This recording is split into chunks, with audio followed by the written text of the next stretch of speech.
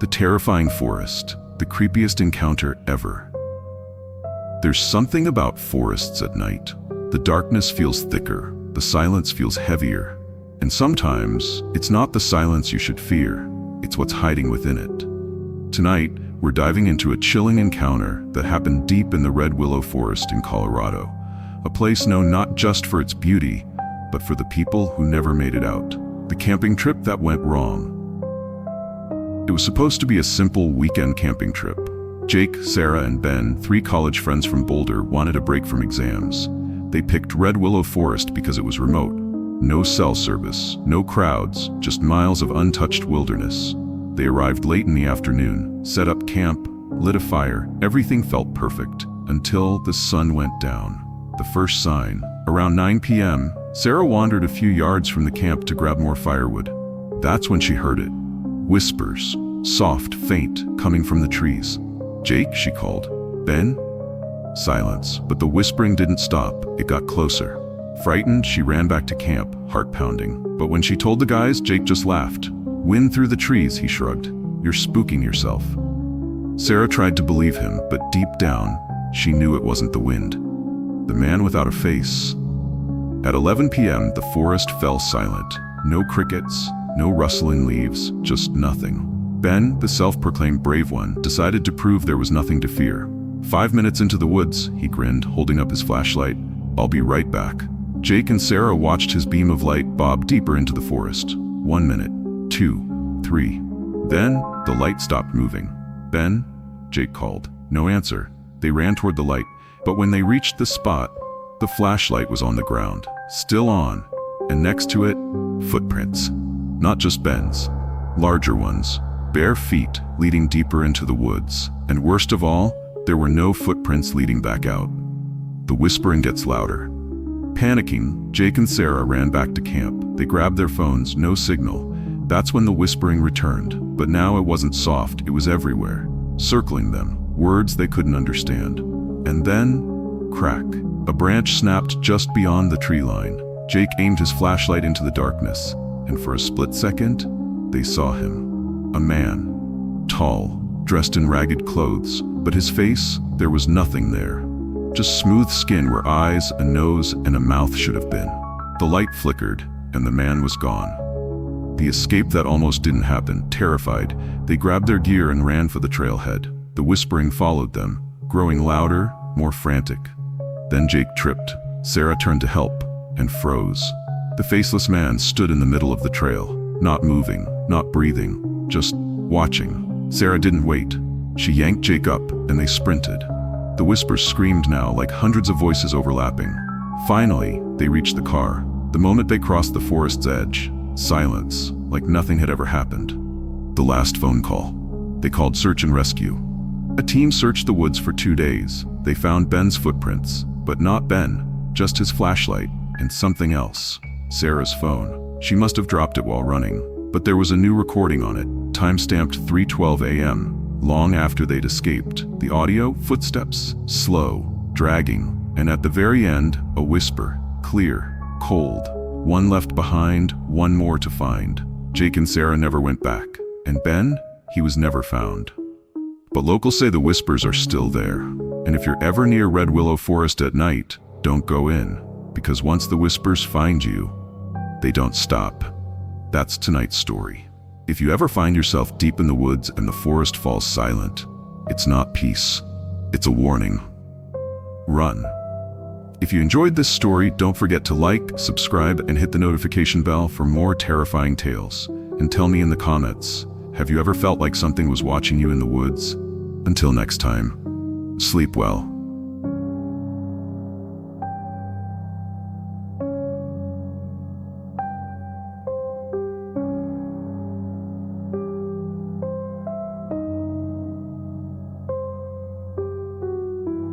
The unexplained forest. You won't believe what happened. There are forests meant for hiking, forests meant for camping, and then there are forests you're not supposed to enter. This story is about one of those forests. It's called Black Hollow Woods, and if you ask the locals in Northern Oregon, they'll all say the same thing. Stay on the trails, never go in after dark, and if you hear someone calling your name, Don't answer. The disappearance that started it all. It all started with a man named Ethan Reynolds. He wasn't a ghost hunter. He wasn't a thrill seeker. He was just a hiker, exploring a trail he'd been down dozens of times before. On September 8th, Ethan parked his car at the trailhead around 10 a.m. Security footage shows him walking toward the trail, wearing a blue jacket, hiking boots, and carrying a small backpack. The weather was perfect. The sun was shining, nothing unusual, but Ethan never came back.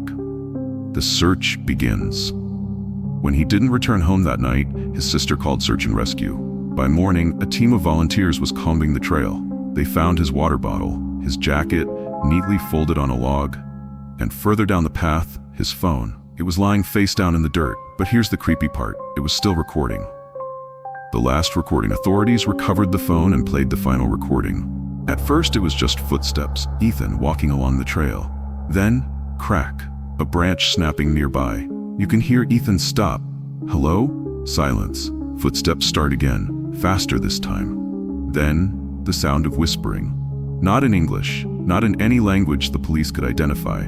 Low, raspy, like dozens of voices speaking at once. Then Ethan says something that sends chills down your spine. Who's there? How do you know my name? The moment it went wrong. There's a rustling sound, leaves crunching, and then running. Ethan's breathing gets frantic, he's sprinting. Branches whip past, and then silence. For exactly 32 seconds, nothing, just the soft hum of the forest.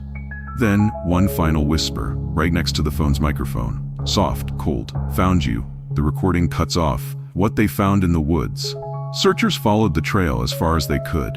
But here's where things get weird. Ethan's footprints, they stopped. Mid-step, one foot in front of the other, like he'd just vanished. No signs of struggle, no animal tracks, just nothing.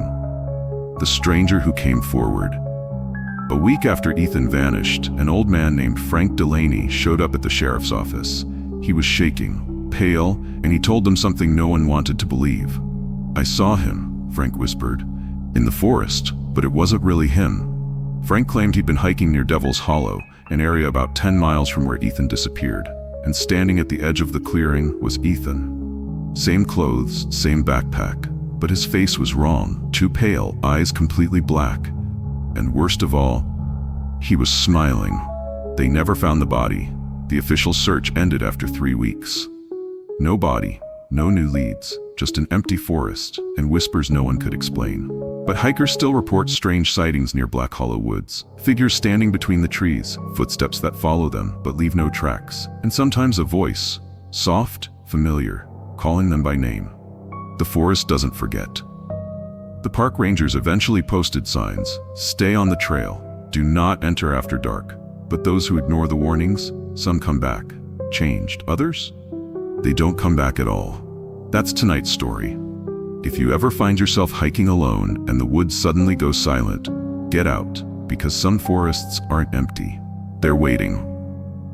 If you like this story, don't forget to like, subscribe, and hit the notification bell for more terrifying tales. And tell me in the comments, have you ever heard something in the woods you couldn't explain? Until next time, sleep well.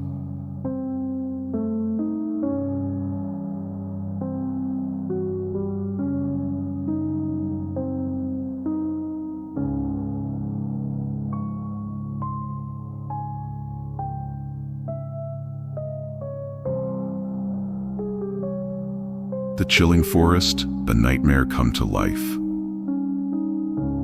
There are places you can visit, places you can explore, and then there are places you should never set foot in. This is the story of a forest in northern Montana, a forest that locals avoid, because those who enter it after dark don't always come back.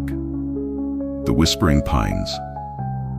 The forest is called Black Hollow Reserve, a stretch of thick pine woods that covers nearly 200 acres of untouched land. Tourists love it during the day. Beautiful trails, clear skies, birds chirping. But locals, they call it the Whispering Pines. Because at night, the wind doesn't just rustle the trees, it whispers. And sometimes, the whispers call you by name. The camping trip that went wrong. This story comes from Julia and Chris, a couple from Seattle who decided to camp there last summer. They weren't ghost hunters, they weren't thrill seekers. just two people looking for a quiet weekend in nature. They set up camp about a mile off the main trail. The sun was setting and everything seemed perfect. But then, around 9 p.m., it started. The whispering. Not the wind, not the trees. Voices. Soft, faint, coming from deeper in the forest. Chris joked, probably another campsite. But Julia didn't laugh, because the whispers, they were saying her name. The stranger in the woods. Trying to brush it off, they zipped up their tent and went to sleep. But around 2 a.m., Julia woke up. Not to a sound, to silence. No crickets, no rustling leaves, just nothing. And then, crack. A branch snapped right outside the tent. Chris sat up, grabbed his flashlight, and unzipped the flap. And standing 10 feet away, just at the edge of the beam, was a man. Tall, dressed in dark clothes, face completely blank. Chris froze. Hello? The man didn't move, didn't blink, just stood there watching. The chase? Chris reached for the camping knife beside his sleeping bag, but the moment his fingers touched the handle, the man grinned. Wide, too wide, and then ran. Not away, toward the tent. Julia screamed. Chris yanked her out by the arm, and they bolted into the woods. No flashlight, no phone, just running, blind, heart pounding. And behind them, footsteps. Heavy, fast, getting closer. But here's the weird part. The footsteps weren't just behind them. They were all around, like the forest itself was chasing them. The tree with the mark. After running for what felt like hours, they stumbled into a small clearing. In the center stood an old pine tree. Carved into the bark was a symbol, a triangle with a circle inside, and below it, 5 tally marks. Chris swore he'd seen that symbol before on missing person posters pinned up around town. 1 tally for each person who had vanished. Was this the 6th? Julia grabbed his hand. We need to move, now. But when they turned around, the man was standing there. No sound, no warning, just standing, grinning, and holding Chris's flashlight. The escape that almost failed. They ran, tripping, falling, branches tore at their clothes. But somehow, by sheer luck, they found the trailhead. They sprinted to their car, jumped in, and floored it. But as the headlights cut through the dark, something crossed the road. Not an animal, not a person. A shadow, long, thin, and grinning. The last warning. They made it back to town, shaking, out of breath. But the nightmare didn't end there. Because the next morning, there was a note under their windshield wiper, written in smudged black ink, 6. They never camped again, and if you ever find yourself near Black Hollow Reserve, stay on the trail, stay out of the forest after dark, and if you hear whispering, run. That's tonight's story. If you ever hear whispers in the forest, it's not just the wind. Something's watching.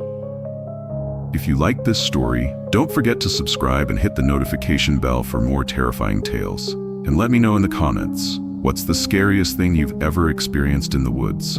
Until next time, sleep well.